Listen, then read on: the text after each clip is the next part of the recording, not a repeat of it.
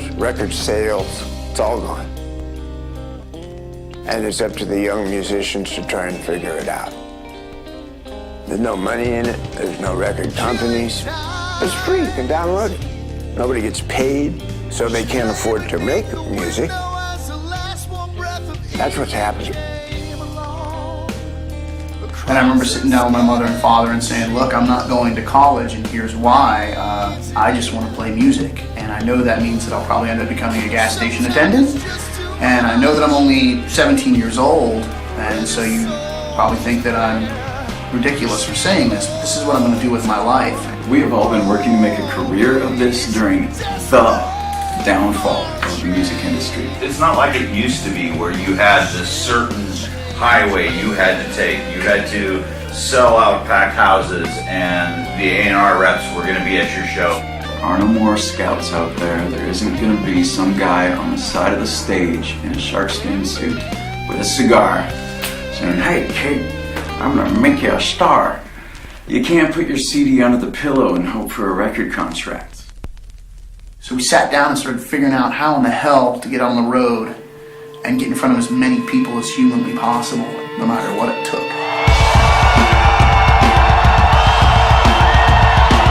A ridiculous combination of like power and energy and tightness. The energy that comes off the stage during a live show is so infectious. Such a massive feat to sell 10,000 CDs in this day and age. And the fact that Windowpane did it on their own, did it DIY.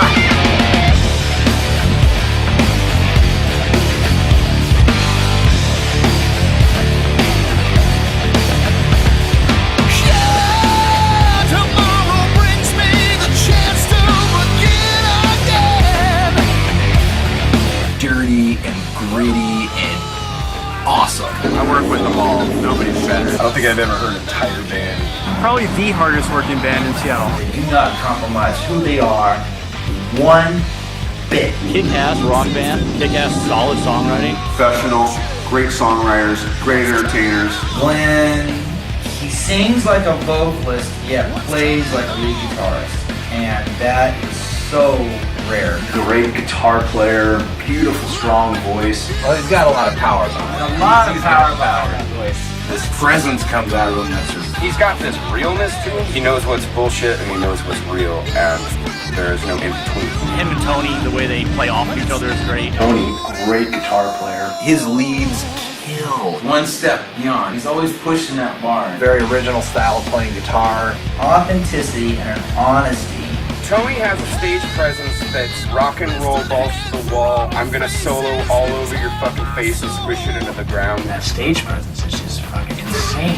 And the battles those two have on who can stand up the longest against the other person trying to lean into him. Yeah. Awesome. Mark Harris, who's out of his damn mind most of the time, incredibly intelligent guy, monster bass player and musician. One of the most solid bass players.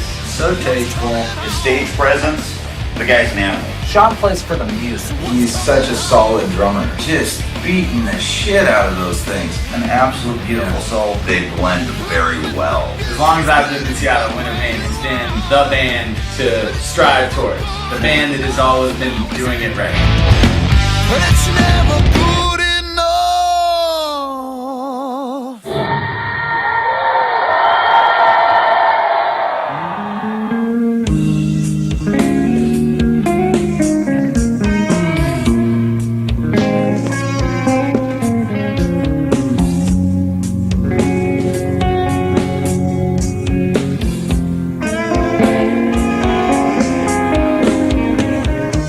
Yeah, I got into music in general. I was exposed to it quite a bit. My grandfather was a pianist and amazing like organ player, piano player, played the accordion as well, kind of rolled all these things into, and he was a country western guy. He had his own radio show for a while, Freddie Locke and the Keys, performing in the Grand Ole Opry, recorded with Chet Atkins, Boxcar Willie. Never quite made it, put out a couple 45s, but you know how it is. But I was exposed to that early on in life, and it just got the hooks into me. And by the time I was a teenager, I, as my parents so fondly put it, disappeared into my room for about 2.5 years, and they were worried sick about me, but when I popped out, I could play the hell out of a guitar. life. So it was my escape. And that was my parachute. That's what saved my ass. So that became my life, and I knew it then that I wanted to pursue that for the rest of my life.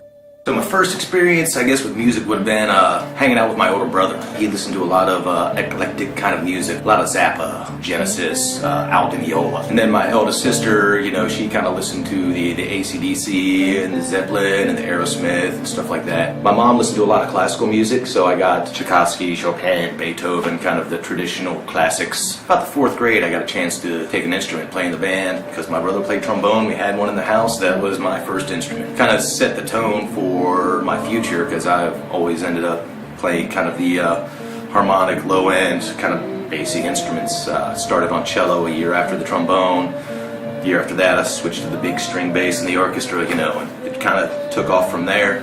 I wanted an electric bass. My dad went to the music store with me, and he saw the price of the bass and everything, and we were by no means rich. A few years later, I met up with Glenn, and Glenn had borrowed a bass for the summer. Mark and I went to school together, high school there in Cumberland, Maryland, and so Mark had played bass and played cello. He's a talented guy, But he and I got talking about jamming and how much fun that would be, and put together a project called One Man's Fate. We did a show at the Allegheny High School auditorium, and it was packed, and the kids went nuts, and it was just a riot.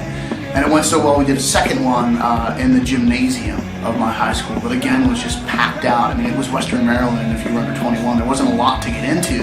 The hooks were in at that point. From there on, the writing was on the wall. I knew that I just had to play music. That was the beginning of it all. Not long after that, Mark and I's friendship, really blossomed. We got really tight, and the next thing you know, we're graduated, and we're looking at each other going, do you love doing this as much as I do? Because I think we should maybe look into continuing this. Both of us with little shit-eating grins and a beer in our hand, and off we went.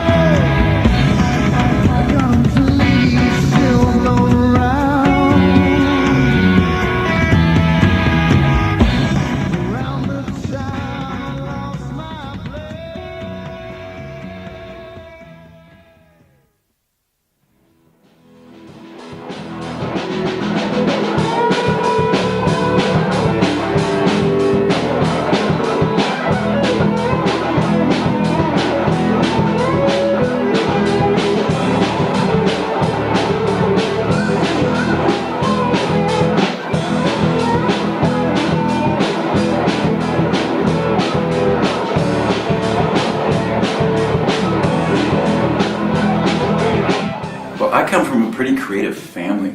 One of my earliest memories is watching my uncle at a band practice, singer of a band called Red Dress. Awesome band, really talented musicians. I was sitting on an amp, I had earmuffs on, and my uncle, who's usually a pretty quiet guy, just became this massive presence that just filled the room. My mom had me young. My father left when I was 2. There was no child support. It was basically us against the world. We had moved 9 times before my 7th birthday. I used to make noise on my grandma's piano, and so she got me my first guitar when I was 4 or 5 years old. By the time I was 9, I had developed a major stutter. I couldn't even speak. If a sentence had the word "and" in it, forget it. And then one day, I just picked up my guitar, strummed the few chords that I knew, and I just found everything that I was feeling in the sound of those strings. And I could express myself. And that was it. I used to run home from the bus stop because I couldn't get to my guitar fast enough. I started my first band when I was 12. We started playing gigs right away, open mics, school functions, whatever we could do. It really felt right. It was a lot of fun. That's what I was going to do with my life. And I didn't care what anyone had to say about it.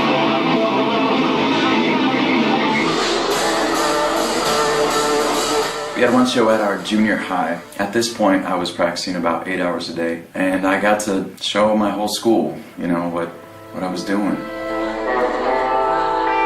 And I was no longer the dork who couldn't talk anymore, We called the band Sakara. We started playing in Seattle clubs when I was 16. Monday night, open mic thing, so we have to use their fucking equipment. Pretty fucking shitty, huh? We used to jam all the time. Best friends, we'd hang out all the time. As teenagers, we could get away with quite a lot on that small little island. It was now us against the world.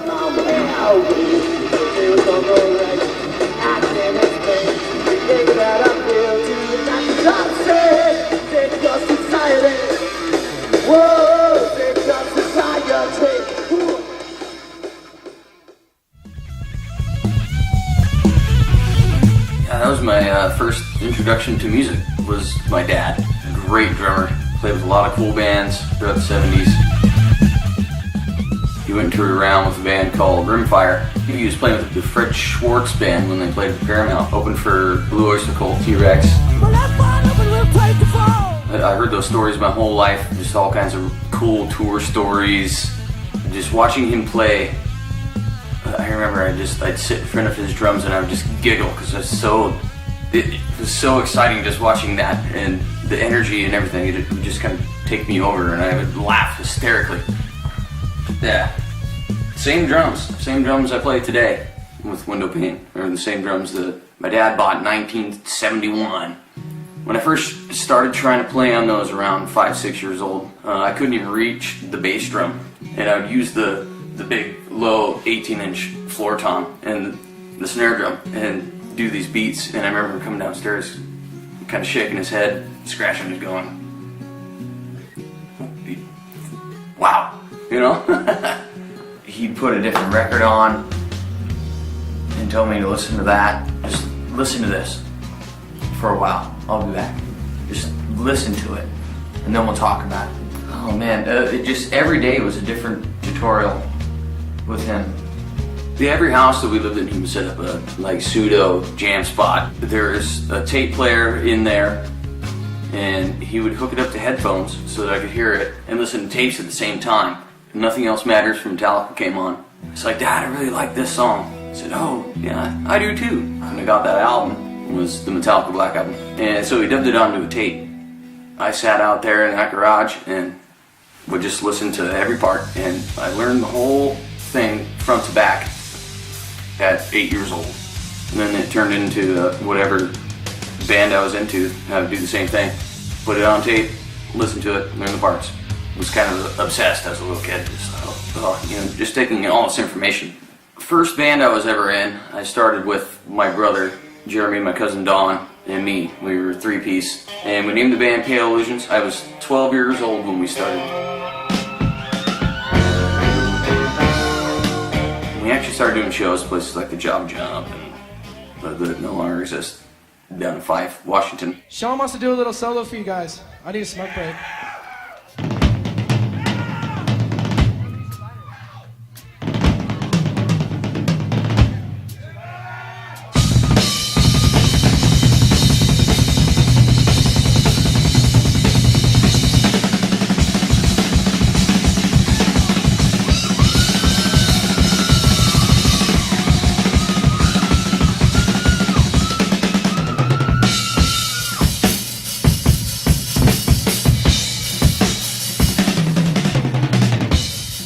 This is an old relic. Pale Illusions, right?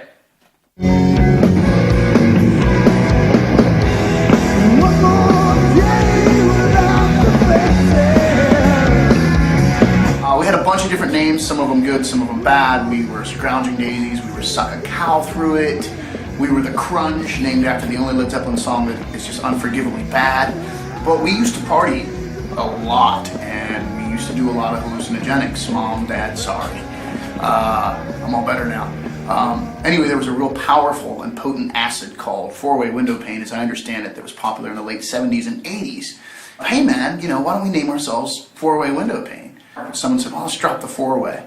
And it stuck. We became Windowpane at that point.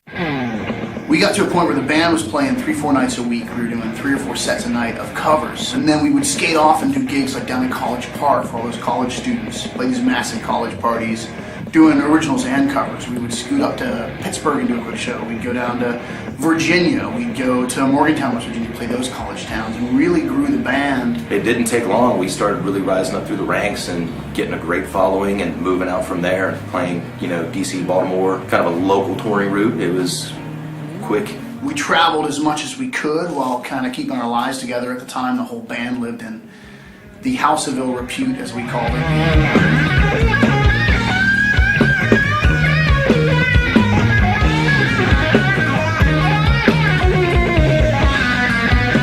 So after realizing the local success in the Cumberland area wasn't quite a market for someone who wanted to do all original music, we had formulated a plan. We were going to move to Florida. The scene down there was hopping at the time, and we thought it'd be better off to be right in the heart of a big city. We were living in a 2-bedroom apartment. I think there was 5 of us living there. I didn't have a bed, and it was a real dark time for me, man. I had just come out of a relationship, a long-term relationship, and was down in Florida, broke, hungry, and sleeping on the floor trying to do this rock and roll thing. And we were doing gigs and trying to get the thing off the ground, but ended up so malnutrition that I was hospitalized. I started getting these terrible headaches, and it turned out that they were because of malnutrition, because I was living on liquor and Taco Bell, as one does. We were in Orlando. A lot of cool clubs, Church Street, Orange Avenue, this amazing scene. Every weekend was like Mardi Gras. But it was an interesting thing. Like, I felt like the only person down there with long hair. It was like walking around inside a Maxim magazine. Everyone was beautiful. All these women were just gorgeous. They were everywhere. And I was driving a beat-to-shit brown Ford van. It was brownaflage, brown with hints of various primer. I had no money. I had long hair. I was pale. And I was into Led Zeppelin. And, the band was flailing. I had a friend that I had grown up with in Maryland named Joe Malloy that lived in Seattle. And I fled to the other corner of the country. And that's how I landed in Seattle.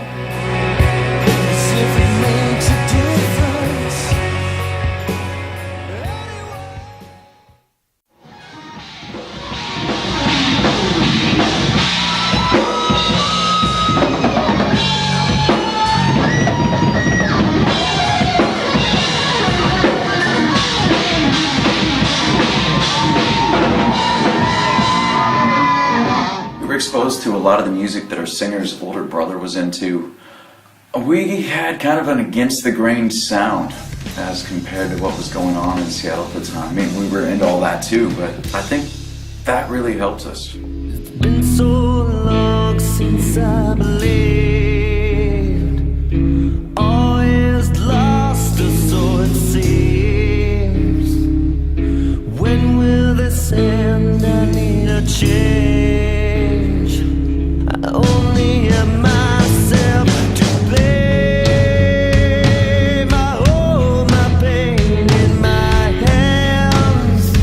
We really worked our mailing list. If there was anyone digging what we were doing, we'd sign them up, get their address, lick envelopes, mail out show posters, let them all know that we were playing. It took us several years, but we were doing pretty well in the Seattle clubs before we were even old enough to hang out in them.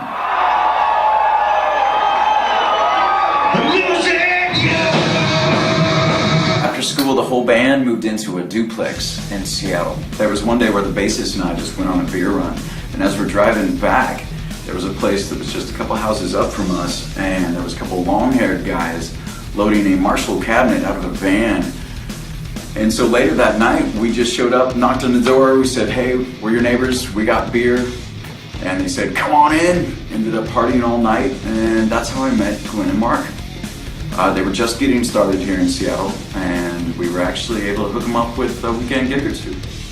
I remember one of the first shows I saw when I got here was Grunt Truck at the Color Box, and it was packed, and I heard this band, and I went, I made the right move. This band is huge, they're heavy, they kick ass, this place is packed full of sweaty people, and for the first time honestly in my life, I looked around and I didn't feel like an outcast. I didn't feel the way I'd felt growing up in Western Maryland. I didn't feel the way I'd felt in Florida. Like, the most hurtful word in the world to me is the word freak. Like, that's a dagger to my heart. And for the first time in my life, I didn't feel like a freak. I looked around and was like, Jesus, I'm home. I didn't even mean for that to happen, but I'm home. Didn't know that Grunt Truck was kind of a famous band that toured the world, and that the scene in Seattle was really kind of in bad shape at the time. Within about a month, it was kind of like, uh-oh. How we doing tonight? Just nobody there. We had to drag people out kicking and screaming, kind of found out the Seattle rock scene wasn't quite what it used to be. It wasn't quite what the hype had been. It was going through a little downturn. It was tough.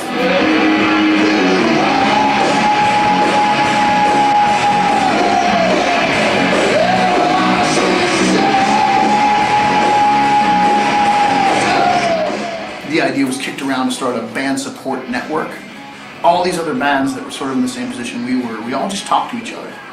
Where are you playing? Well, where are you playing? And so we'd all go to each other's shows. Because when people walk by the door of a club and it's empty, they go, meh, and they keep walking. When they walk by the door of a club and there's 60 people in there getting hammered, they go, oh, that's the place to be. Next thing you know, these shows are packing out, we're all drawing audiences. And it was kind of the rebirth of the second wave of the rock scene in Seattle proper. And it was something that we literally built out of nothing, out of, man, I promised to come to your show if you promised to come to mine. And it was a real special period of time, actually, as I think back on it. We get this phone call, or my dad did. What are you guys doing on Friday? There's an opening at the front gate at the Gorge at Van Halen. We'll do it, is what my dad and Uncle Bob said. But they didn't have a band, it was just the two of them. They came to me and my cousin Don, whom we were both in Pale Illusions together. They named the band Generations, fittingly, because father, son, father, son. It was pretty scary. So we get through that gig, and then we get a call that same week saying, we have no opening act for Chicago. It's for the main stage. I was 15 and a half. Did that work? Hot electrical tape for the Dean Martin. About a minute and a half before. Rock out with their cock out.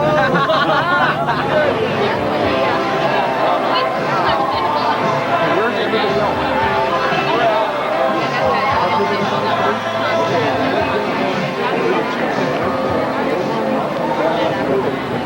Hello, Uncle Bob. Mr. Sean Morrison on lead guitar.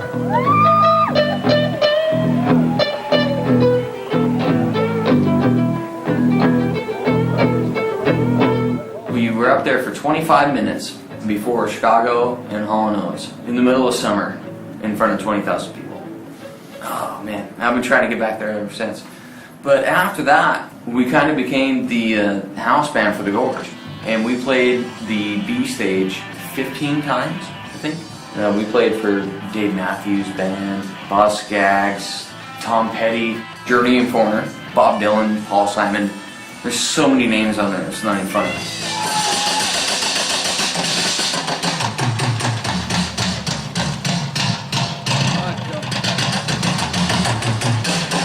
That's Al Morrison on the drums.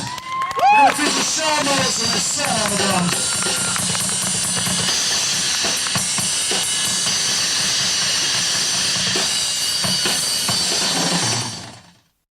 Walk through the city and see all the lives that live in the conformity. To me it just looks like the fucking around.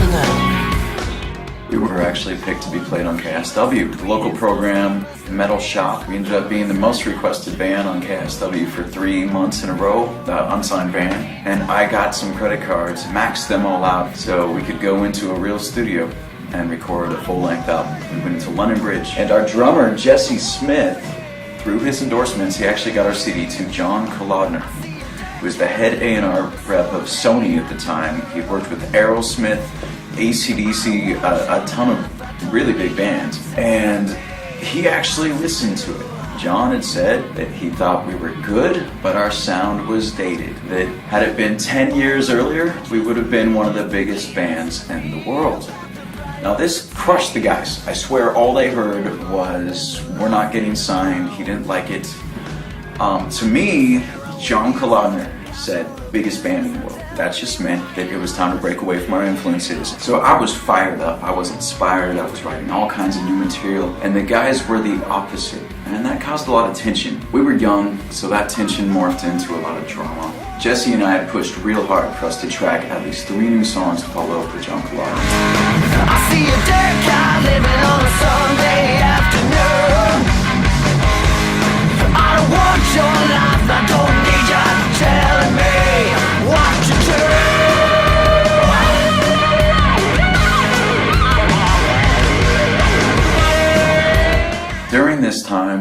singer's mother was diagnosed with cancer. Now Brian, our singer, he's been my best friend since we were like 9 years old. And so his mom was my second mom as well. Could you let me in? Just hours after we finished that recording, Brian drove out and spent what would be the last night with his mother. I had written one of the new songs about her. For you, you were here to call my sunrise, even when it rains again. The bass player and I were not even talking at that point. The band was over that day. Jesse went ahead and sent in the demo to John's right-hand man anyway, and he called Jesse personally and said, "I've never heard a band do it. I've never heard a band turn around as fast as you guys just did. I'm going to be there for Bumper Shoot, book a show around that time." And Jesse said the band's broken up. We were a good live band too. Brian Muir, our drummer, who had been with us since Maryland, who had been with me through Florida, I'll never forget, I had fought and kicked and screamed to get us a gig at the Off-Ramp. The place was well attended. It was a good show, even for a Wednesday night. And first band stops. We set up all the gear. We set up the drums on stage, and Mark and I are plugged in, standing there on stage, waiting for Brian to show up. And he never did. And slowly, people just started walking out of the room. They just left. And Mark and I were standing on stage just watching people walk out. It was brutal. I went that night, talked to a couple different drummers. One name that kept coming up was Mike Ectrincan. Mike Ectrincan. He came in for an audition and just nailed it. Backbone, pocket. And I think it was that pocket and that energy that Mike brought to the band that led to the growth of the band.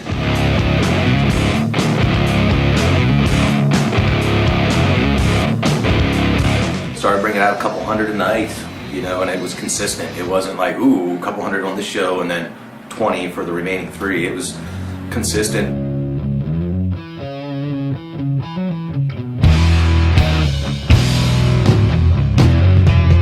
Take me down to the river and hold my head beneath. And then Glenn gets contacted by Brett Eliason. I had just come off a tour. I was doing front of house sound for Pearl Jam at the time, and I had met the head of A&R for Epic Records, a gentleman named Kaz Utsunomiya, who, sweet guy. He had asked me if I knew of anybody in the Seattle area, bands in the Seattle area that I was digging on. Brett Eliason got a hold of us, and here's a guy who had been in recording for a long time before his career really took off when Pearl Jam took off, and he's been with them for their entire career. On top of everything else he's done, his resume is kind of astounding. Brett called me at work. I was working at Guitar Center Seattle at the time. Told me who he was and told me he was interested in getting in the studio and developing some stuff on spec. But he was getting ready to leave to go on tour with Pearl Jam. He'd call me when he got back, and I remember hanging up the phone and thinking, I will never hear from that guy again. And honestly, there's probably 3 friends of mine in the next room chuckling like, we just called Glenn and told him over. But I remember that vividly. And what was awesome was Brett called the minute he got back. I think you were back in town less than a day and you called. I love anything that has true emotional content. I don't like fake stuff. I don't like people that aren't real as individuals or as musicians. And unfortunately, there is certainly an element of that out in the world. And even if people don't realize it, they might be going about it in an honest fashion, but they just don't really embrace it, feel it, live it. And you guys always have. And he's all about making real records and capturing real performances. And it's, what a wonderful ally to have, what a wonderful friend. Went into litho, and we did 5 songs, 6 songs? 5 songs was that first batch. I saw faces. So we went into the studio with Brett, and we did a few songs, and he forwarded them to the head of Sony Epic's A&R department. And it wasn't long after that, he actually flew out and we did a private showcase with him. And that was the beginning of a year-long journey of us being sent into the studio and just tracking songs for Epic. Sun slips behind that old face. The moments I cannot explain the words that I wish I could say. It won't be the last time. It was a really exciting time, but it also towards the end started to get really frustrating because we didn't know what was happening. We felt like we were right around the corner from the biggest opportunity of our lives, yet it's like we had our hook in the water and we couldn't get the fish to bite. And there's lessons learned there on the backside of it. But. And the frustration just kept building, you know, and it was really, again, disheartening to be right on the cusp, but still not quite getting over that edge of where we wanted to be. I decided that instead of playing drums, I wanted to sing and play guitar, so I started writing a bunch of songs. By this time, I was in high school, and we started a band called After All.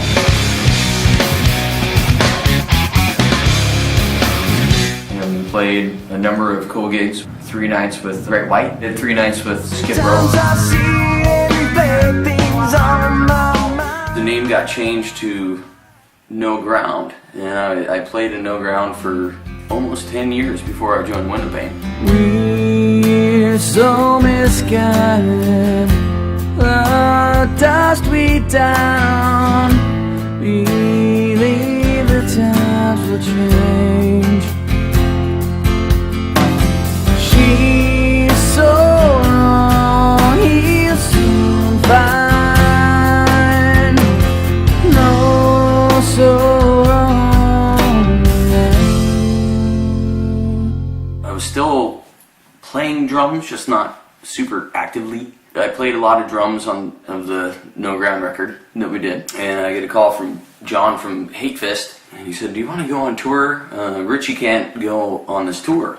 And Hate Fist is a metal band, and I'm not really a metal drummer. I can do it. Yeah, so that tour was like 5 weeks. We went through 26 states and did roughly 25, 32 gigs. One of the most amazing experiences I've ever had in my life, and I can't wait to do that again as soon as I can with Windowpane. So I decided to move to Los Angeles because I just thought that's where all serious musicians needed to be. Today we are in the most northern parts of California to discuss one of the world's most dangerous spiders, the Black Widow. Went down and checked out a bunch of different bands. I jammed with quite a few. Bunch of trend chasers. There was not much integrity. You know, they all had fucking mirrors in the rehearsal room. I'm sure there were some good bands down there at the time. I unfortunately didn't find them. So I moved back to Seattle. I went to see Windowpane's city release of Push, and the Central was just packed. They were awesome. They had really grown just in the time I was gone. I went to see them play pretty much every single show that they did after that. I ended up doing a project with a longtime acquaintance and singer that he called the Backseat Gods. It was fun. We explored all aspects of music and just really had a good time with it. I ended up moving in with him into his grow house. That was a little sketchy.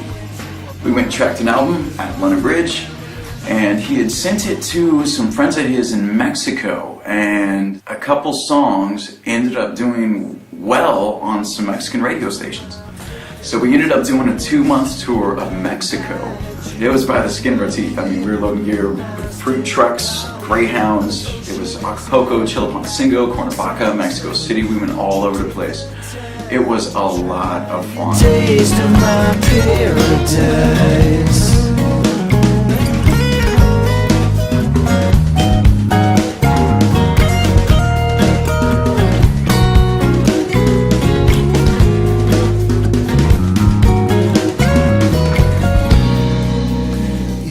I grew up a lot on that tour. It's like you're really able to see your true colors when you put yourself in front of a different background. People down there were fantastic. They weren't caught up in this materialistic race. It was, you know, all about family and friends and being in the moment. That tour made a huge impact on me.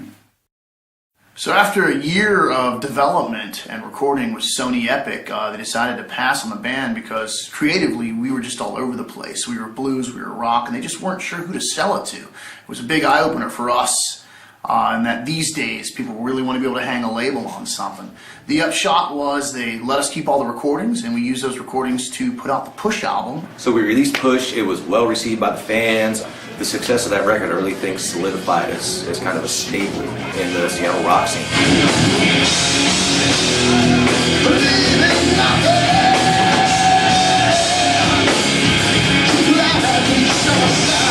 So one thing that earlier generations of bands had going for them was local DJs could still plug in some of their favorite local artists along with their other playlist, and these local bands could get regular rotation.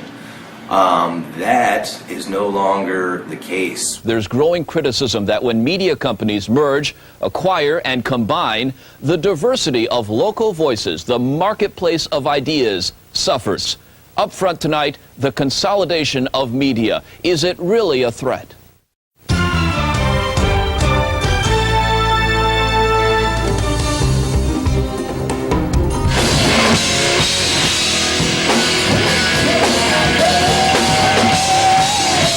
The Seattle band Windowpane may or may not be your taste in music.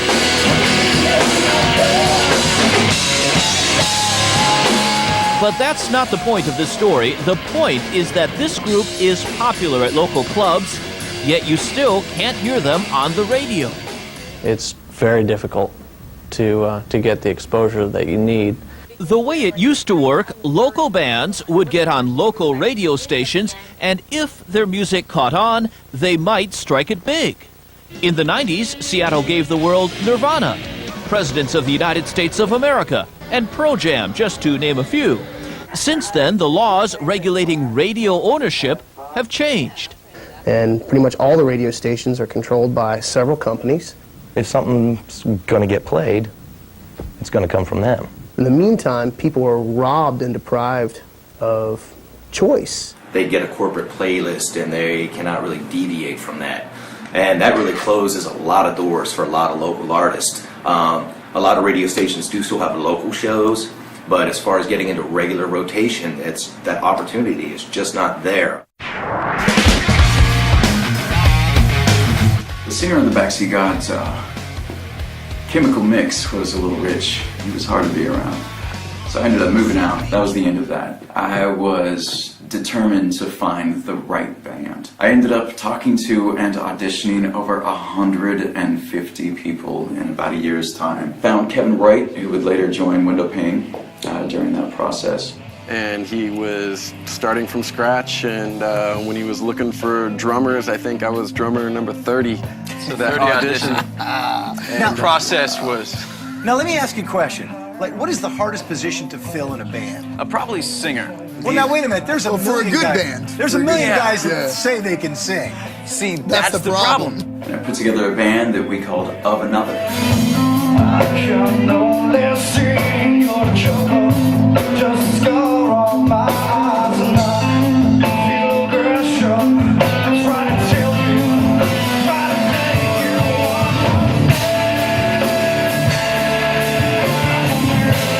The singer, he still goes down as probably the most disrespectful person I've ever met in my life. Constantly get in fights. I have stories that would just, I mean, they're unbelievable. They're so, yeah. We had booked our debut gig at the Central.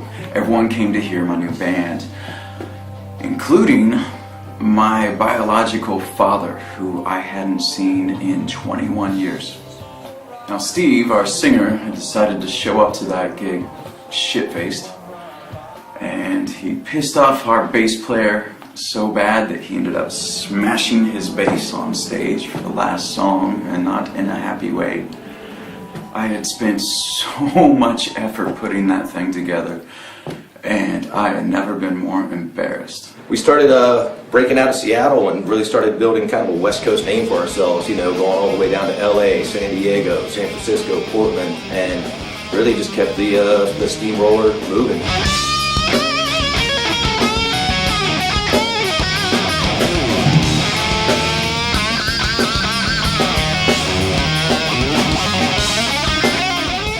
There's a lot of great guitarists in Seattle, but Glenn's playing always really stood out to me. When Glenn plays, you hear Glenn. Always consistent, sings with so much passion. Mark's a freak of nature. The things Mark does and the way he does it with his presence, insane, and he's got so much groove. Tony Reed had partied with the band back in Maryland, and we were a power trio for a long time. And then I just started getting this itch. So Glenn called me and asked to join them on stage at this benefit concert that happens every year. It's called Porn Jam. And we were just kind of having fun, but we got off stage and went, shit, that was really something. I think that's our guy. I pressed Tony about it for a while. He had his own project going on called Of Another. Then the singer pulled some more bullshit, and it was like, duh, dude. I just woke up like, come on, man, this is an amazing band. Just join Windowpane. The audience at that first show with Tony, all the, oh, gee, I don't know if you guys should have done that. They came up afterwards and were like, Jesus Christ. You know, we're like, we know. Seeing Glenn's excitement at the sheer possibility. Different feel and style than Glenn, which is perfect. You know, they play off each other really well, but they both bring a different swing and element to the structure and are very cognizant of how they play off each other that way. Tony already had a fan base from his other previous projects, so more and more people started coming to the shows. And as writers, he's a great writer, brings a lot of material in, and they're supportive of one another that way, are capable of being very excited about what the other guys bring to the table and stepping in and helping filter that, build it up. So we went in the studio with Tony. First full record with him as the solidified member of Windowpane was Silence. So familiar faces and all those empty places greet me as I fall. And again, the momentum kept going up. First time I saw Windowpane, it was almost sold out. We had to get on the list to go in to actually see the band. A lot of people think this is just like, oh, let's go out and get drunk and play some stuff like that. There's so much behind the scenes that people don't get, which Windowpane fucking gets how to do, and that's why they're at where they're at, is because they work their ass off to get to that point. Well, people ask what it takes to be in a band that's doing as well as we're doing, which of course everything's a matter of perspective, because I go, well, how well are we really doing? What I bring to the table, I guess what I do for this band, beyond just showing up for rehearsal 3 and 4 nights a week, trying to work on material, come up with ideas, be creative. I assemble our shows, I put together the contracts, I put together the advances, I book the bands, I deal with the time slots, I deal with the venues, I deal with the venue owners, promoters, the radio folks that are cool enough to talk to us and work with us. I schedule all of that, not just for my band, but every other band on the bill. At the beginning of the night, I check in with all the bands. At the end of the night, I'm the guy that actually pays out all the bands. And I also go out and just try and meet musicians and be a part of our community and shake hands and build relationships. And it is a full-time job, and I've never made a cent. Anyone that thinks that the 4 of us have made a cent off of this are dead wrong, because if this band pulls $400 or $1,000 or $1,400 or $3,000 out of an event that we killed ourselves to put on, it all gets reinvested back into the band because we're growing a business. I've learned so much in how he handles people and how he handles situations. Glenn's a really good people person. I mean, really good. You know, there's this magnetism to him, and he's just, you know, it's part of what makes him such a great frontman. Just the level of professionalism. Some of the nicest guys you'll ever want to work with, and some of the most professional people you'll ever have a chance to work with. Social media is a great tool. It's not as fast as regular rotation on a major radio network that bands used to have, but if you put in enough time and hard work, you can reach a lot of people. I was looking on the internet and Windowpane came up there. I was like, all right, who's this Windowpane band?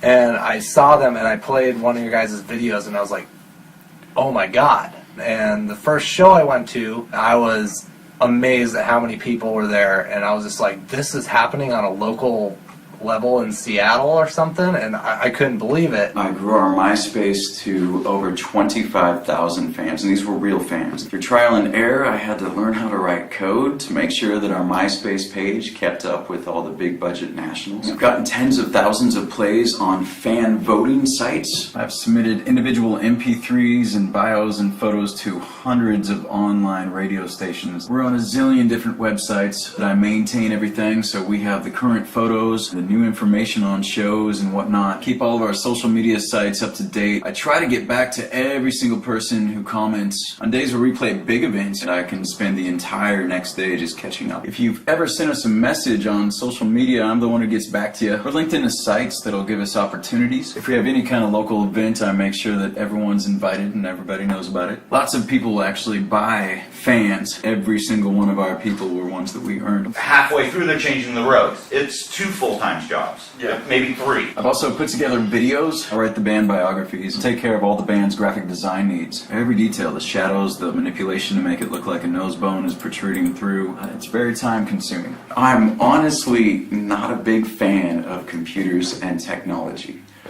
but there's my man Tony, dude. Heart and soul, and goddamn, he wants this just as bad as anyone I've ever met.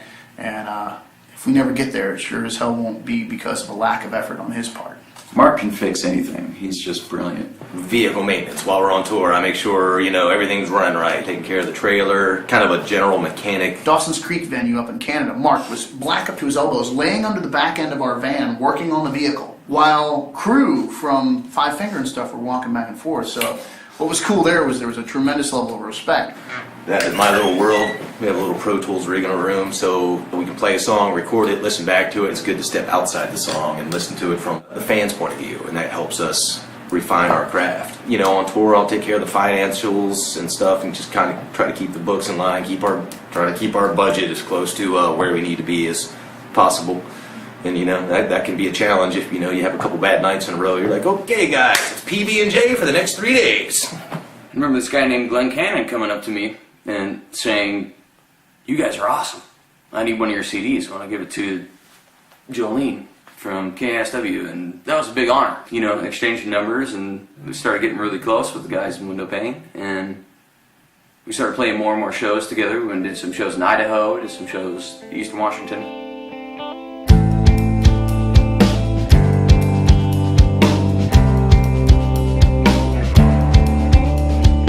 Even with the band on the rise, and we're gaining momentum, and we're climbing this hill, it is still an uphill battle.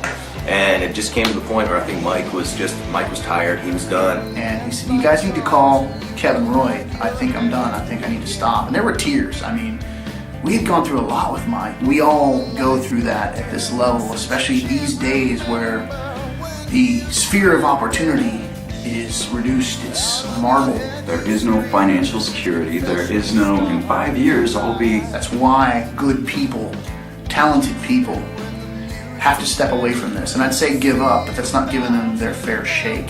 They have to step away because they just can't take it anymore. We got Kevin in the band. We were still gigging and doing small tours behind the Silence record. We had gotten so fed up with what was going on that, hell with it, let's just start our own goddamn label. We got together with Mr. Mike O'Brien, our primary investor, and we put together Sick Tone Records. We had a really, really strong business model, but we wanted a launch party to put ourselves on the map, and we booked the newly all original members rejoined Candlebox to headline. Windowpane was direct support for Candlebox, and we invited Late September Dogs down to open the show, another great Seattle band, friends of ours. And we sold out the Showbox Soto. Back then it was Phoenix 3 by 14, 15, 1600 people. In fact, as I recall, it was oversold. The club was in severe financial trouble, and the manager took our gate money and split town. That was his farewell present. So our label got pretty much nuked at its premiere party as we were ripped off for about $10,000. But it was a great show. This is just the way. It's hard to face the truth when you get lied to every day. And at that time, we thought, you know what, we're going into writing lockdown. No shows, practice 4 or 5 nights a week. And just woodshedded like hell and came up with this material we were really excited about. We had quite a bit of it, almost too much, which is where we're at again. We have way too much stuff for one record, so it gets into the how do you pick. And we stepped in to do the album that turned out to be Daybreak. We went in the studio again with Brett. Tony had got to meet Brett at that point, loved him, and we banged out Daybreak fast. We were so well rehearsed that we went in and did that entire record in about a week. You guys were tight and ready to go and locked in. Yeah. I don't think we made a couple changes in the studio, but not a lot. One of the things that's really missing for me in a lot of modern production is people both having the ability to and the willingness to play together. And like Daybreak, that we did do our overdubbing steps. It's and that kind of performed. thing. It's performed. Everybody was in the room together creating those tracks That's right. so that you're vibing off of each other, and that's really, really important. That's where you get that emotional content. Anymore, It's most of the integrity. stuff you hear out there, and I'm not going to say anything negative about anyone that's out there doing this, but there's not a lot of that going on. There's not a lot of, damn, that guy sounds like he's coming unglued. You can tell when bands are faking it or they don't believe. You can tell when a band doesn't believe what they're doing. Windowpane believe everything they sing and play about. And that's genuine, and that's character, and that's authentic, and that's real. And there's not enough of that out there. Proximity of what I hope to be. The weight so heavy where I stand. The indecision builds within my twisted sense of self, and all I know. We wrapped up Daybreak, damn, CD release party. There was like 1,056 in attendance, which for a local unsigned band, again, it's like, Man, I love the fact that you guys are getting down that fucking hard right here. I love that shit. Everyone says better safe than sorry on 3. 1, 2, 3. And every time we'd play big venues after that, we'd pull those kind of crowds. we were putting together bills and assembling shows that are attended by 800 to 1,200 people. Surely this is enough to warrant industry support. We kind of figured this is the launch pad we need. This is going to get us some industry help. No, not yet. We threw the record around and it was one of those, that's great. I think if we had that in 5 or 6 other markets, it seems like you almost have to make it on your own. You do. To warrant someone saying, we're interested in it. And at that point it's like, well now that I've built it, what exactly do I want? So there's... That's exactly it, yeah. right? It's not like it used to be where you had this certain highway you had to take. You had to sell out packed houses and the A&R reps were going to be at your show. In the early 90s, the saying was they were giving record deals away like candy. There are no more scouts out there. There isn't going to be some guy on the side of the stage in a sharkskin suit with a cigar saying, "Hey kid, I'm going to make you a star." At that point, it was another eye-opener. Bringing 1,000 people out to a show in your hometown and having a radio station have your back, still not enough in this era. In 1996, I'm sure they would have been lining up to take us out for steak dinners. But these days, we got an attaboy and a keep on trying. So, okay, we will. Wake up screaming, it's been a long one.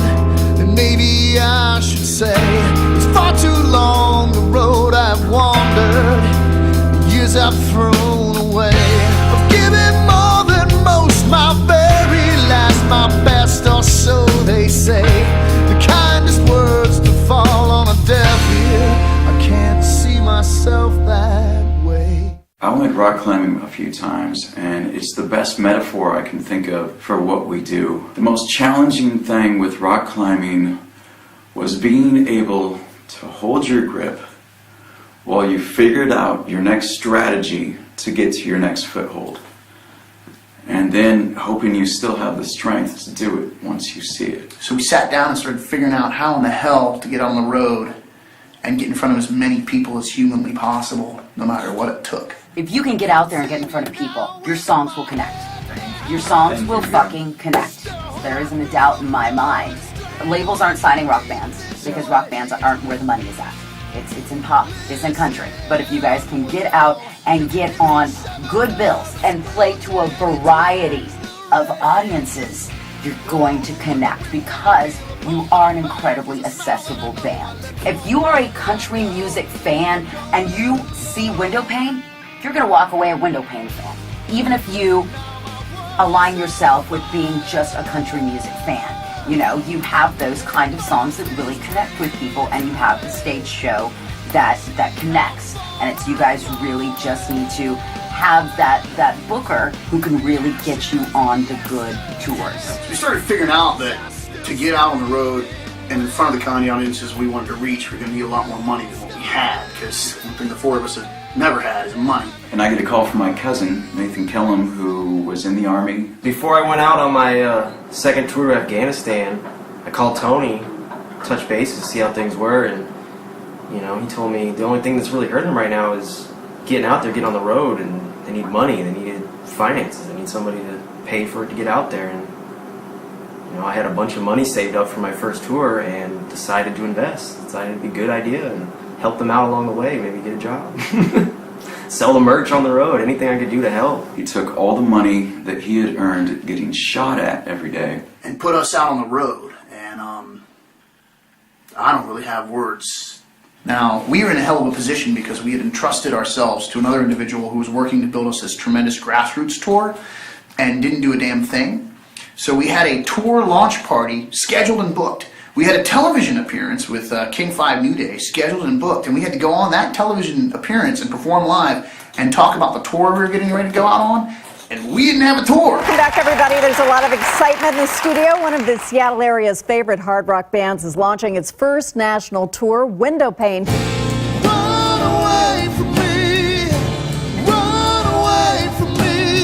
You've toured the East Coast, you've toured the West Coast, now we're going to put it all together and tour the whole nation. Pretty exciting stuff. Yeah, really exciting. This is the first one. Where do you begin?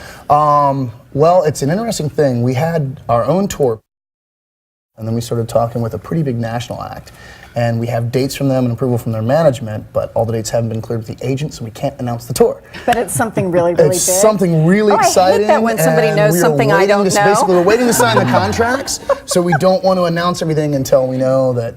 Will you call us and tell us so we can tell the viewers? Will. I'm going to drop by your house with some cookies and wine. Would you? That'd be super. It was so last minute by the seat of our pants. The contracts were literally signed less than a week before we hit the road. And we scored the opening slot on a tour with Queensryche. Hey everybody, we're Queensryche, and we're here on a shout out to Windowpane.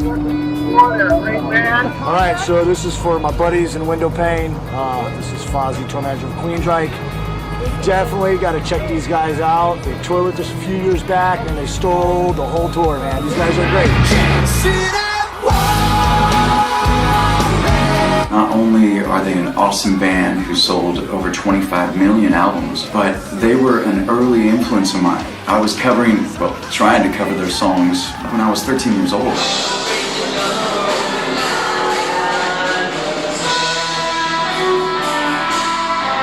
Right off the bat, we were a little bit apprehensive, like, okay, these guys kind of have a unique sound and a very niche audience, and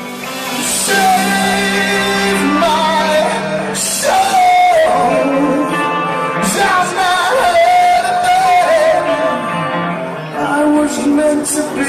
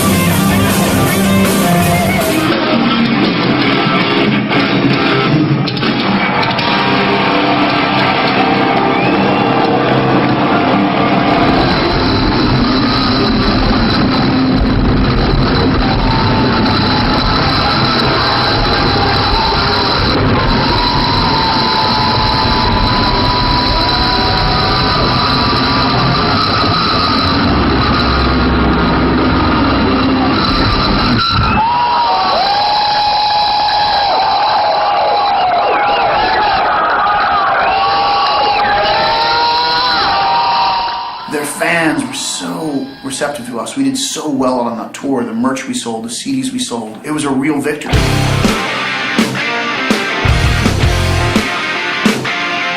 Watching them night after night was killer, and out on the road, kind of got to know those guys and really connected with them. Amazing human beings. We not only became really tight with the band members, but also the crew. Great group of guys, very talented, love them all. Bus driver, the manager, and the fans. There's a segment from our tour blog that I think really sums up how we were feeling at that time.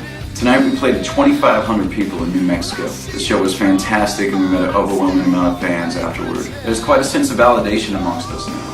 We've had big-time management companies and label execs tell us that we need to be more like this current band or that current band, all of which we feel are missing that essence that makes real rock and roll what it is. And listening to rock fans all over the country, people are really tired of the corporate carbon copy of the last Quarterly Prophet bands that are saturating the radio right now, and all seem to be just as relieved to find us as we are to find them. The level of compliments we have been getting is almost enough to bring us to tears. We're just up there being ourselves, and it's working. We still have dedicated fans that we share with Queens right now, that, you know, people come in from Arizona, California, people come in from the East Coast to come see some Windowpane shows.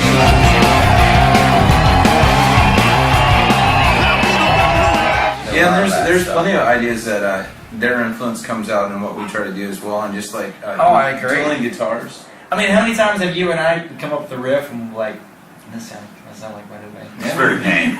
It's very pain. They were always the band I wanted to play with in the beginning, even before I knew them as people. It was like, if I could play with this band, they're like the big guys on campus, and that could open us up to a bigger, broader audience. That was the sign that we were doing something right, because we were on the same bill as Windowpane. Absolutely. So just hold on one more day. Something will give and we'll all be okay. It's the scene as a brotherhood, and they've helped make that. Where in a lot of the other parts of the country, it's not. It's dog eat dog. Windowpane has stepped up and said, hey, no, when we prosper, you prosper. When you prosper, we prosper. It is a brotherhood. And their reach through the Seattle music scene is so deep. Windowpane keeps everybody in Seattle kind of in line. They're like the moral conscience of the Seattle scene. They're like... They will bitch slap you. Yes, they will. They're always bringing in other bands to play with them on all these quality shows and playing at great venues. We're super excited because we got offered to play the Showbox, which is the holy grail. But the train, yeah, I know it's rolling back at 10. What's the time? 'Cause I'm running out of sympathy. It did bring us a broader audience, and not only that, but now I get to hang out with them whenever I want. They turned out to be good people. And they know how to treat the other bands. True that. That, you know, it's always good playing with them. That would keep my stomach full, in case I let my evil eye shut 'em down. All of them crucified, I may love.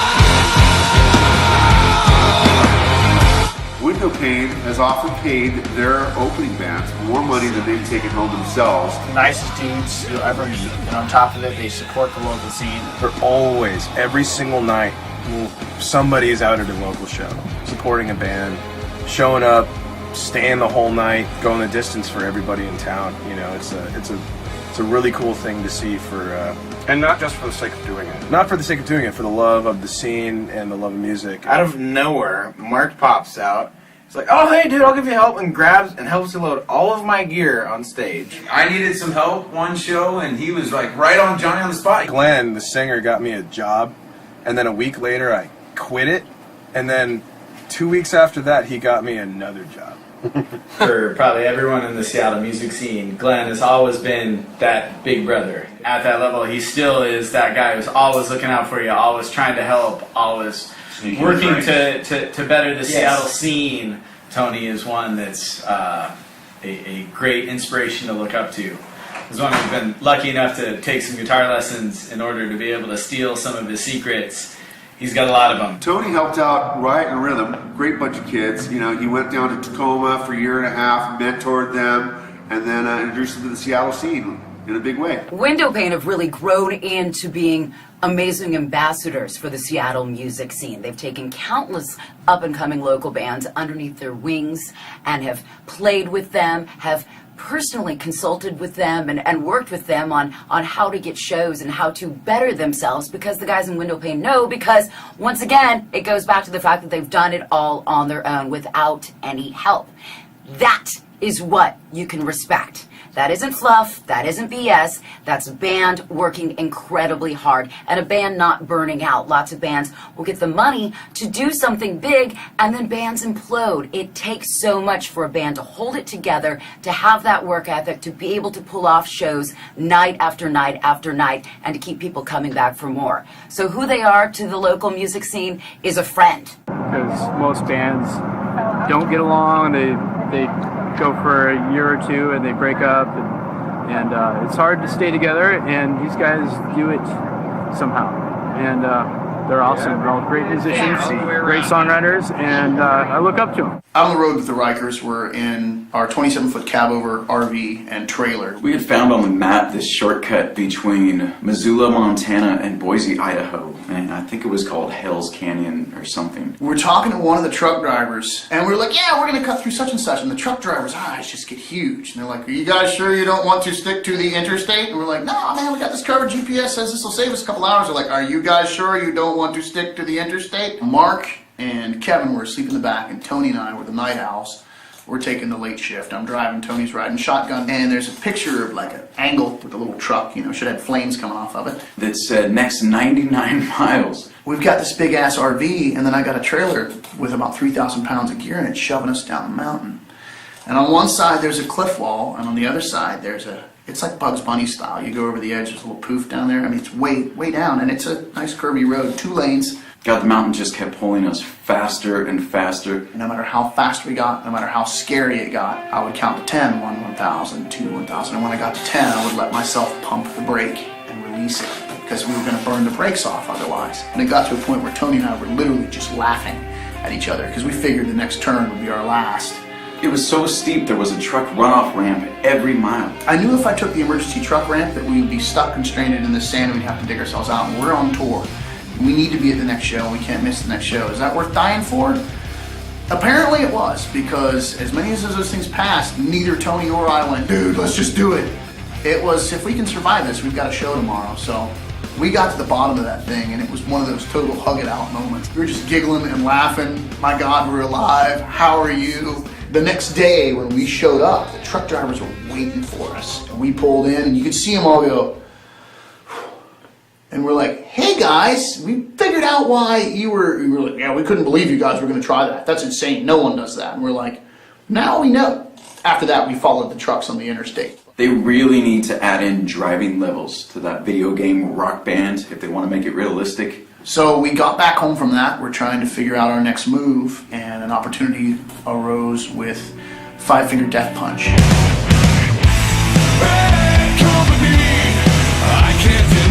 So now we're about to do a tour that's reaching arena level.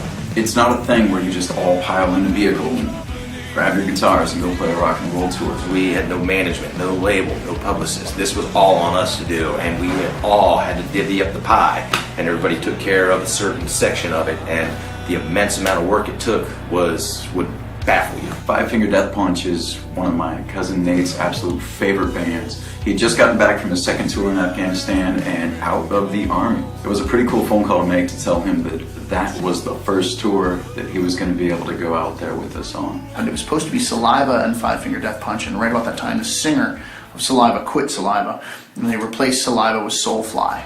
And if you're not familiar with Soulfly, they are heavy. It's Max Cavalera, Sepultura. So I get online and I look these guys up and I'm like, their fans are going to throw bottles at us. They are going to lynch us. But we're on the hook, man. Wire transfers have been made. We're sharing production costs as an artist on the tour. So we weren't real sure how we would be received by the 5 Finger Death Punch fans, and especially with Soulfly, you know, that's a lot heavier genre than we are. Pitch black out there, and then the lights come up. You see how many people are there, and it's the things, no one knows who we are. In fact, most of the people there probably wish we weren't on the bill, because we're just something they have to sit through so that they can get to Soulfly and 5 Finger. They can get to the bands. It was the same with Queensryche, you know. Jesus, who am I going to have to sit through before I can see Queensryche?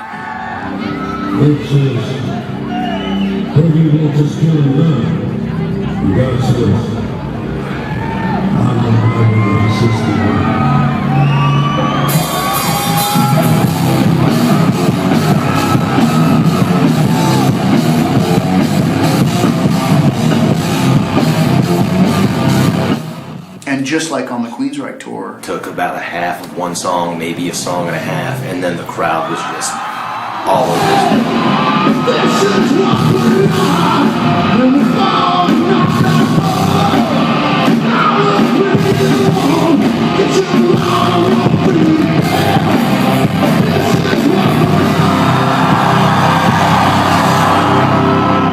have the whole with Soulfly and Five Finger Death Punch, really heavy bands, they held their own. The intensity of their live show and their passion and heart speaks for itself. And you know what was awesome was, the Soulfly fans loved us, man. They were the first ones in line at our merch table every night. It was the coolest thing. We had diehard metalheads to radio rock and metalheads all there, and they all loved us. We were received beautifully.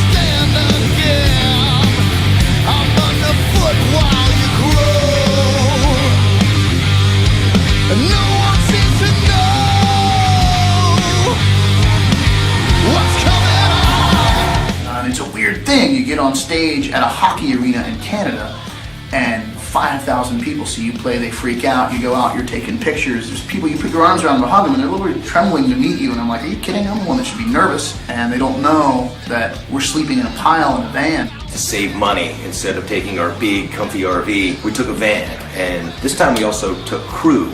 Because of our experience on the last one, we knew we were going to need help. So 7 of us in a van.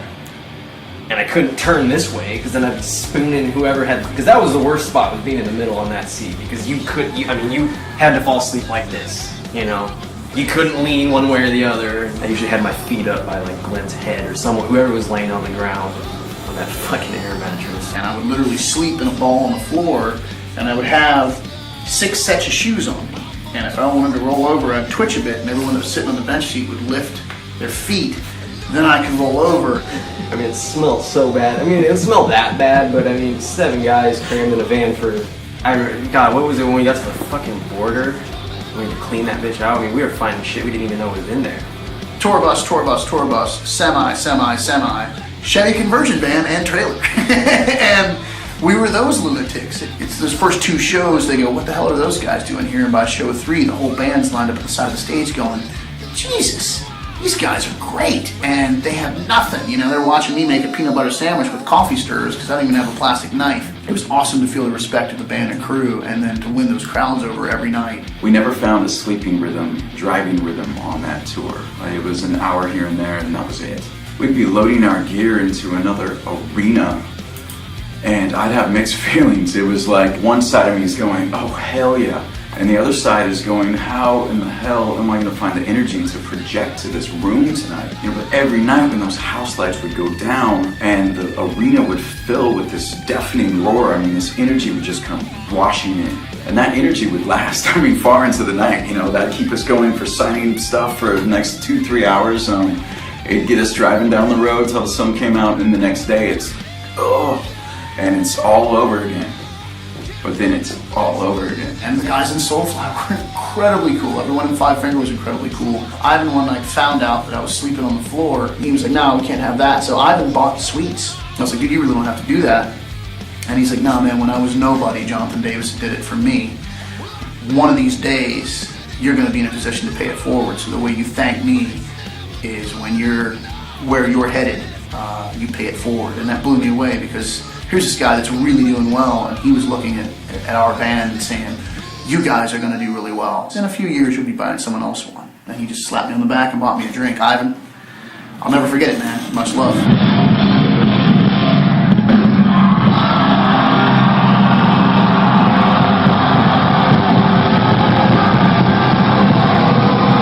Shortly before we hit the road, someone really close to me had attempted suicide. But there was a bathtub of blood, and you know, Sibel and I got the paramedics there in time. All I could do was use it on stage. I remember Edmonton, there's 5,000 or 6,000 people there. I mean, the heads went back so far that it didn't seem real. And those people went nuts for us, you know? And it was one of those things that, there's nothing like validation. There's nothing like someone, or 5,000 someone's saying, you're doing this right, because your heart's filled with doubt, nothing but doubt, nothing but what have I done with my life, what am I doing with my life? My God, you know, I own a television, I have the internet, I listen to the stories of my heroes, and they haven't seemed to have gone through all this shit. Maybe I should have been a postman, and 5,000 people tell you you're wrong at the same time. That'll get your attention pretty quick. You know, everybody says, well, via the internet you can set up a direct portal to sell your material, and that's true, but you're one of a million bands that are doing that. That's right. That's a challenge. But a band who can play, a band who can go out and actually engage an audience and get them excited about it, which you guys are one of, that can create a very sustainable business model where you have to build the following in each city, but if you build it large enough, you're actually making enough to go from place to place. And you guys have seen that as you play a market, people get excited about you. They get this connection. And when you get a real direct band-to-fan connection, they want to buy stuff. Yeah, they want to have a piece of that. About 4 or 5 shows into the Five Finger Death Punch tour, tour manager comes up and says, hey man, you guys are really doing better than any other unknown band that we've toured with. More merch sales, winning the crowd over. Their merch guy, Pete, towards the end of the tour, you know, I was looking over past shows and how much we made and stuff, and Pete told me, you guys are doing great. You guys are making more than basically any other unknown band opener, you know, that they've ever had. We were selling more than them. After crunching the numbers for both tours, we found that the usual pattern was we would sell to 10% of the crowd. And what I mean by that is if there's 2,600 people there, we'd usually sell around 260 CDs. If there's 5,000 people there, we'd sell around 500 CDs. And what we learned was that just doesn't happen. I love being on the road, man. It's the happiest I've ever been in my life. But the one thing I definitely saw was that the world isn't ruled by the digital download, man. People go to an event and they want to walk away with a part of it, a tangible, physical part of it, and you can't get that out of your iPhone. It's such a massive feat to sell 10,000 CDs in this day and age. And the fact that Windowpane did it on their own, did it DIY. Think about this. Think about how many local shows you've been to where you're there, you have a great time, you get your drink on, then you end up drinking away all your money. You never buy the album. The fact that that many people spent their hard-earned money to enjoy Windowpane's music. At the end of the day, if the music's not good, you're not going to spend your money on it. Kind of the tail end of the Queensryche tour, the Five Finger tour, Kevin wasn't the same guy. The three of us had spent so much time and effort and energy and lost sleep preparing for this tour, and I think Kevin went and got duffel bags. I think that's the one thing he did. That was kind of the usual deal, but... During that period of time, especially during the Five Finger tour, Kevin, unfortunately, it really started to check out from us and was more and more wrapped up in what was going on with him. It was really kind of taking advantage of all the energy and effort that we were putting into things. And it was tough. It was very frustrating for us. And then, you know, we got home, it was even worse. Rehearsals were basically him obsessing over his cell phone. That shit happened on the road, you know, where if he couldn't get cell service for 2 hours, he wouldn't speak to anyone. And it was right around that time that we tried to point out to him the inequities of what was going on. As a result, sadly, of where he was at the time, I don't think much of that got through. And not long after that, over some nonsense, he got very upset and threatened to quit the band. And we said, dude, you know, at this point, if that's what you want, we're willing to accept your resignation. And he quit. He quit 3 days before we were going to open for Scott Weiland, playing to 3,000-4,000 people. We were taking over the world, man. We had done some amazing things, and right then and there, he really kind of left us high and dry. I wish him all the best. I hope he's doing well wherever he is. We went out and opened for Scott Weiland 2 days after all that went down. Jeff came and saved our asses on that show, and we really did. We slayed it. It was great. It was all over the radio the next day about how well we played. And it let us know that we were going to be able to get past this. And at that point, we began the audition process for drummers. And then when things started to fizzle out with Windowpane's previous drummer, I don't think any of the guys knew that I played drums. Auditioned a couple other people, and Sean popped in and sat behind the kit and knocked it out of the freaking park. I mean, he was hitting hard and strong. He had the bounce. It grooved and swung, and we finished that song, and we were like, well, shit, that's our guy.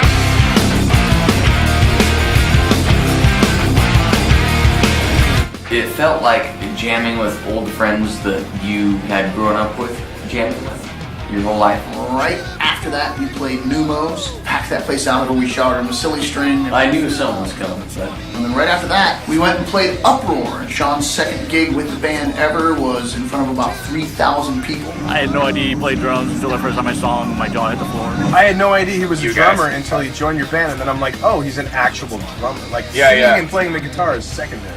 Yeah. Because he's obviously a drummer. Like, that guy's a band. Hey, one thing I love is Sean beats the drums like a man. Oh my God. Beats them like a man. We talked with Sean at length about the level of commitment we expected over the next couple months. He was like, Jesus Christ, you guys weren't kidding. I feel like I live here. And we're like, you do now. Our first Showbox gig together, yeah, it was sold out. Legendary venue that means so much to us here in the Seattle music scene. And it says something that Windowpane can sell it out. There are national touring bands and heritage bands that can't even do that. There were actually scalpers outside of the Showbox selling tickets to our show. That was the first. We had packed that thing with the gills before. It was the first time ever that they had to hang a sign on the door that said, no one else is coming in here. And as I understand it, unsigned, unsupported artists had not done that in 20 years in this town. I'm not sure how 1,200 people at a local show sounds to people who are based out of New York or Los Angeles, but by way of comparison, Seattle proper has 650,000 people. New York City proper has 8.5 million. So by the same percentages, that would be like bringing 14,000 people to a local band's event. You know, when a touring act comes through town with their song on the radio and they can't sell out that venue and we can't even get our songs played on the radio, and we did. We turned around after that and we headlined Hempfest, which was incredible, hell of a crowd. We went down and played Louis G's Dream Fest. KSW asked us to play their annual Pain in the Grass, a huge concert they put on. We got to go play the Gorge Amphitheater with Alice in Chains. Volbeat, Avenged Sevenfold, Jane's Addiction. We did Uproar again. I remember the Uproar show that we did with Sean Morrison, his second gig with the band. We were talking to some of the signed bands that were part of the tour, and they were like, oh, yeah, you guys were great, yada yada, and how'd you do the merch table? And I was like, oh, we had a great day today, man. We sold like 486 CDs. And they're like, what? Yeah, we sold, there was 486 CDs. Today. Yeah, just today. Well, what label are you with? We don't have a label.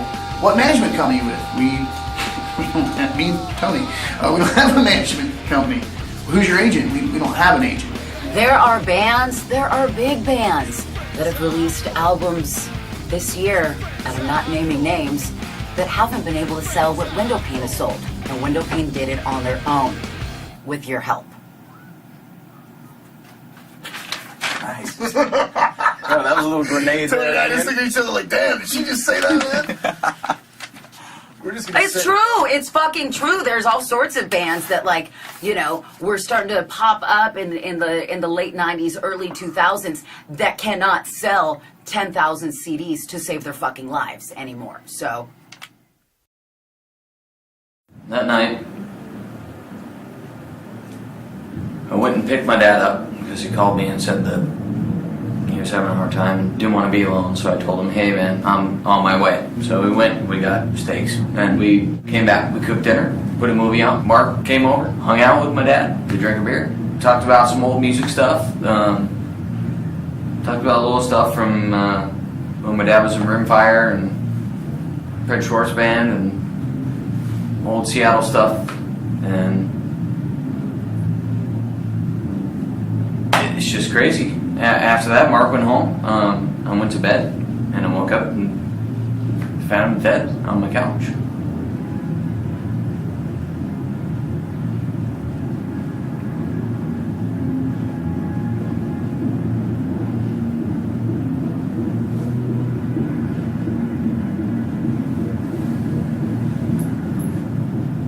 I don't want to say like he's the reason that I play music, but he is.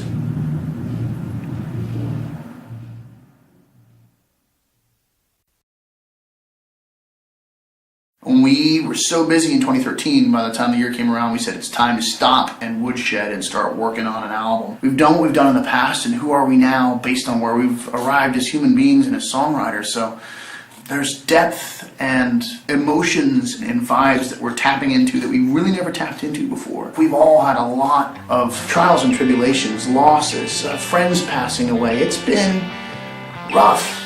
We held it together, and sometimes just by a thread and a prayer, maybe you'll hear all that in this. She might leave before it's done. Who could blame her anyway? It's always so much fun to work with them. We managed to, in a very short period of time, get those songs very studio ready. We get into the studio, and the very first day we knew everything was going to come together. I mean, it was just exciting, goosebumps. The writing process was very grueling. We worked very, very, very hard to get everything where it needed to be by the time we went in. So by the time we went in, had it.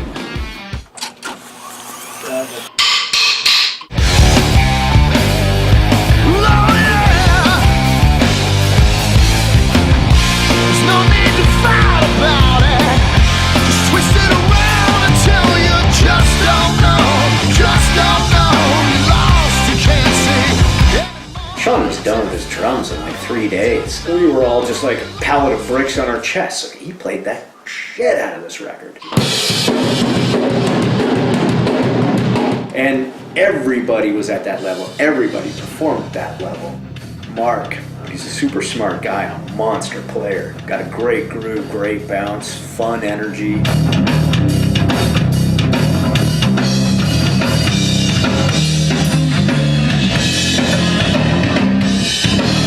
He's the guy who tends to try to ground everybody and is really good at that.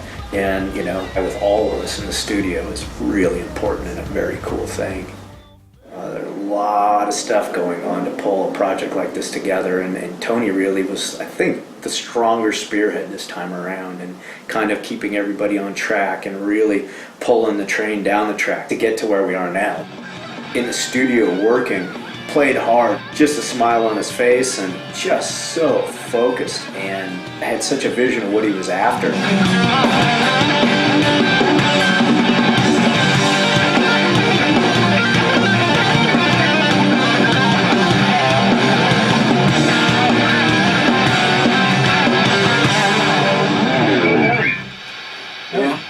We got Glenn starting to sing in there, and you know, when you started to hear that come together, it was like, oh my God, we've got a freight train going here. Fly, free fly. He has a beautiful, strong voice, really reaching this time. He wrote melodies, wrote rhythms and structures that were very challenging for him, which was awesome. I think everybody was trying to reach that next level of their own abilities as well as the band.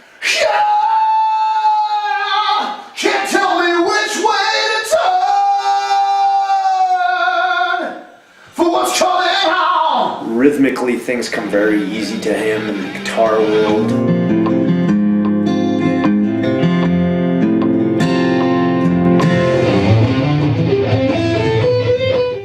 Certainly a very positive guy, very supportive of all the other people, as each guy is. It wasn't easy to do what we did, but it was smooth. And working with Brett, it made it even smoother. He's really able to see us and what's going on with us, and he's able to work us past all the ways that we block ourselves. He really knows how to draw the best that we're capable out of us, so having him there is a godsend. The goal all along was to have a great representation of what these guys are in a live environment, because they're a great live band. All the guys have been working together for so long now that they really are learning each other. There's nothing that can replace that level of maturity. Best, absolute best recording experience I've ever had. There was fun. Fun was had. There's a lot of professionalism that was in there too, because we just pounded it out and just boom, boom, boom. We managed to make the songs just come together and grow into its own just powerful melodic beast. It's a culmination of everything that any of us has ever done. it all just came together in a really magical way, and this is definitely one of the best things I've ever been a part of. I can't wait to get this album out there. I think got something very, very special here. It's been a long time in the making, but I think a lot of that time shows and shines. Every time we gear up and step out for the next big push, we get that much further. I mean, we've climbed the ladder to X level, and we're literally just trying to get to that next rung where it is self-sustaining. I feel that something special is about to happen. It's been a fun ride, and what comes next is it's only gonna get better, and I can't wait to see it. As soon as this album's released, we plan on hitting the road again, and this time for as long as we can. I've watched these guys throughout the better part of a decade work tirelessly, not asking for any favors, just wanting a chance. We are about the people that we're blessed enough have come show up and actually hear what we did to give a shit. That's who we write for, who we create for, and we feel that it's our job to give you the best possible that we are capable of. That's what matters to them, is the music, is their band. They've dedicated everything to it, and they've sacrificed so much. That's part of the reason why Windowpane is so special, is that they are authentic. Records, record stores, record sales, it's all gone. And it's up to the young musicians to try and figure it out. You're in a better place, I know.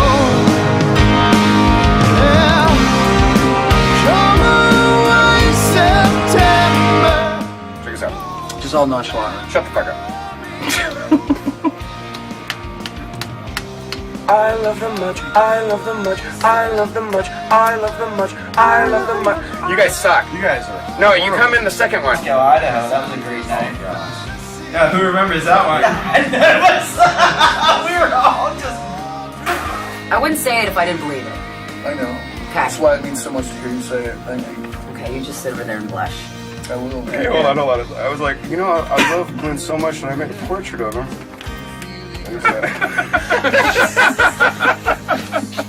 Oh, dude, your knife is stabbing me. I met him, and he got me drunk.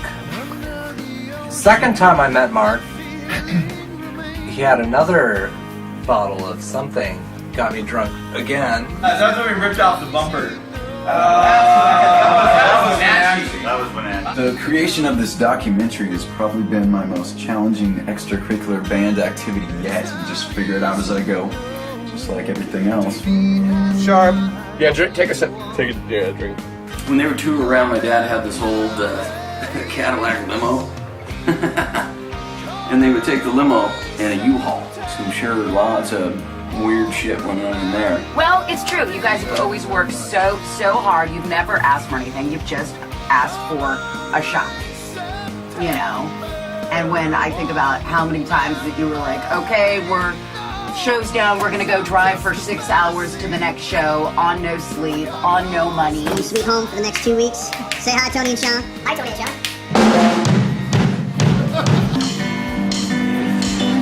That's gotta go. Oh, are you hearing what I'm hearing? You should have seen it. Good, but I'm not mad. It's just him doing his thing. Yeah. So, can I see that? I want to hear the minutia of it. It takes the ones who have been down the tough road, who have went through those tough times, and if you're still hanging together and you still got it, you know? It's like me with my old man. After 7.5 years, I know what I'm in for. You know, we've been through so much shit the same way you guys have been through so much shit together as a band, and the focus and the drive is still there, and in fact, it seems like it's stronger than it ever was.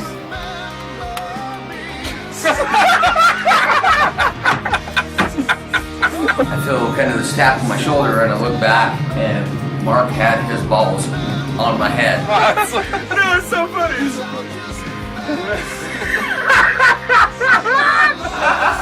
The girl sits there, she does the cat cough. Blah, blah, blah. Right there, right behind us. Yeah. And it was a girl. It was like, oh my god. Holy shit. And I've never seen 10 people go. So fast. It was like Dawn dishwashing with oily water. It was bad. That was nasty. 4 or 5. love them much, I love them much, I love them much, I love them much, I love them much, I love them much, I love them much, I love them much. Window, window, window, window, window, window, window, window, window, window, window, pane, window, window, window, window, pane, window, window, window, pane, window, window, pane, I window, window, pane, I window, window, I love them much, I love them much, I love them much, I love them much, I love them much, window, window, window, pane, window, window, window, pane, window, window, window, pane, window, window, window, pane, window, window, window, pane, window, window, window, pane, window, window, window, window, window, window, window, window, pane, window, window, window, pane, window, window, window, pane. Window pane. There must be at least something you can get from that, like. That's right. Oh, don't you hate when you get your hair in your shit?